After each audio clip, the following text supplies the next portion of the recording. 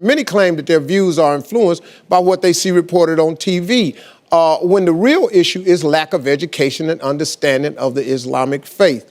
Okay, now, Linda, you represent Radical Justice for Muslims. What do you think about all of this? I mean, I do sometimes blame the media for it. I mean, Muslims are always the, villains in the movies. We're always the ones that are portrayed as hijackers of airplanes. We only talk about Muslims in the context of war and terrorism. The minute a perpetrator of violence is a Muslim, immediately we talk about terrorism. But when he's a white Christian, that's something that we delay in the conversation. So the media plays a role in how people perceive Muslims. And if you don't know a Muslim, if you never had a friend that was a Muslim, if you don't know if the guy in your college class is a Muslim and you never went to their home, you never hung out with their family, you're going to be just like that guy in that city hall town meeting. I mean, this guy has seen images and that's all he knows. So he thought he can walk up into a city hall meeting and just call all Muslims terrorists.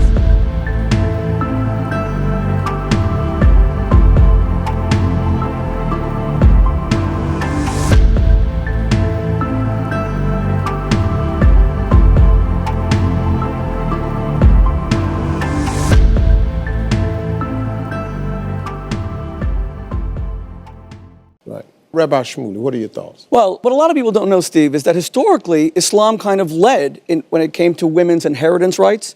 It established some of the world's first universities. As a Jew, Muslim nations took us in when we were expelled from Christian nations, like Spain in 1492. But that doesn't change the fact that Islam in our age, which is a great world religion, is being plagued by a lot of terrorists. And it's incumbent upon phenomenal ambassadors like Manira to speak out and condemn the violence in the name of God. They cannot allow their religion to be hijacked by extremists. No matter how much the media wants to hype this, and obviously the media wants to get eyeballs to watch on screens, the fact is that we are seeing a lot of violence in the name of religion. A lot of it is coming from Islam.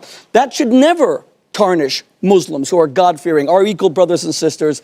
The first chapter of Genesis, we are all equally God's children. But to deny it's happening and to say it's only someone else's fault is an abrogation of responsibility. I'm a Jew. I want my religion to be a consecration of God's name. I want people to think Judaism, goodness, etc. We have our problems, but that's what I want them to think. And if my religion goes astray, I'm the one who has to correct it.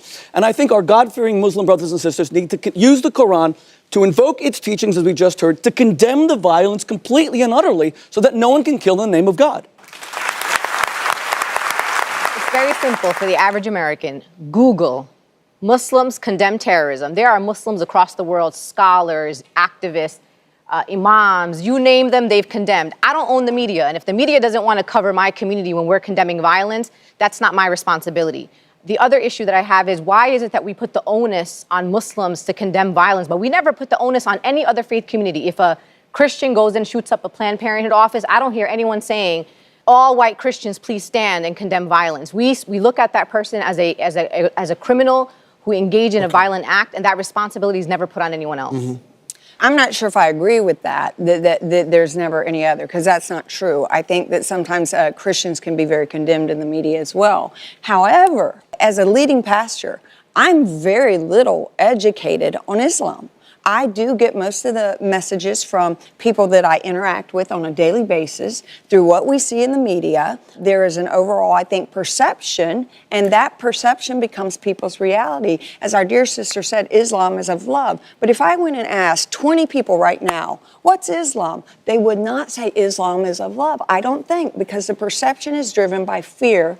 Now, as a Christian believer, I'm not driven by fear. I want to know. I want to be exposed. I want to learn. I want to know, what is the mass of your community? But I want a relationship.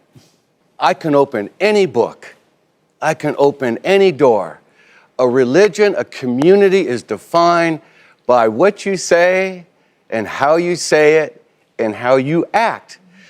Media put a label on it.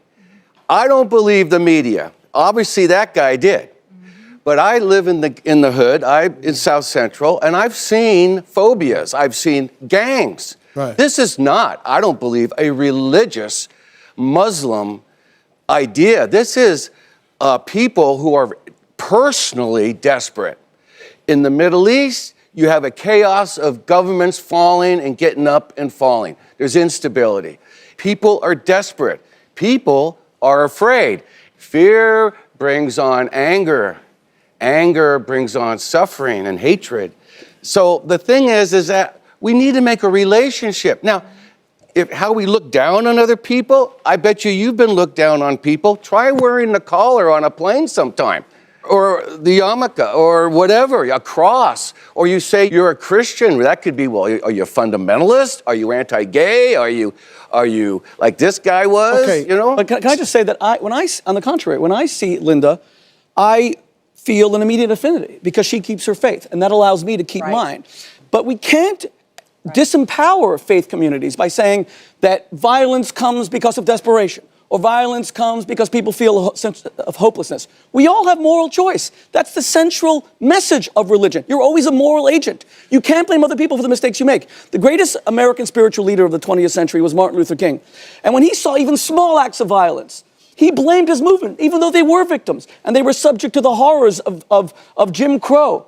But he still said, we are a movement of peace. And he forever changed America because he empowered people to take moral action. And he made them march, and that's what changed us. See, okay, we in this country are guided by the media and our politicians.